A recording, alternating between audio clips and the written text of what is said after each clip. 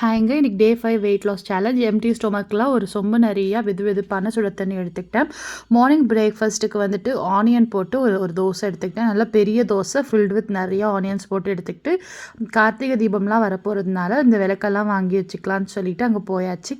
கொஞ்சம் விளக்கெல்லாம் கலெக்ட் பண்ணிக்கிட்டு வந்ததுக்கப்புறம் வீட்டுக்கு பசியே இல்லை. இன்றைக்கி கொஞ்சம் நல்லா மழையாகவும் இருந்ததுனால அவ்வளோ பசி இல்லை. ஆஃப்டர்நூனுக்கு கொஞ்சம் போல் எல்லா சுண்டலும் கலந்து எடுத்துக்கிட்டேங்க. ஈவினிங்க்கு எப்பொழுதும் போல் நம்ம மாடியிலேருந்து ஃப்ரெஷ்ஷாக பறிச்சுட்டு வந்த சங்குப்பூ யூஸ் பண்ணி ஒரு சங்குப்பூ டீ ரொம்ப சூப்பராக குடித்தாச்சு.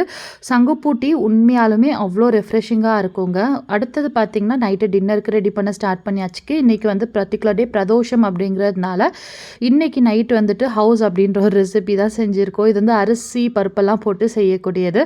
இது கொஞ்சமாக விட்டு தேங்காய் துவையல் வச்சு எடுத்து இன்றைய டேவை வந்து கம்ப்ளீட் பண்ணிட்டேங்க. உங்களுக்கு இந்த வீடியோ பிடிச்சிருந்தா லைக் பண்ணுங்கள். நம்ம சேனலுக்கு சப்ஸ்கிரைப் பண்ணுங்கள். பாய்.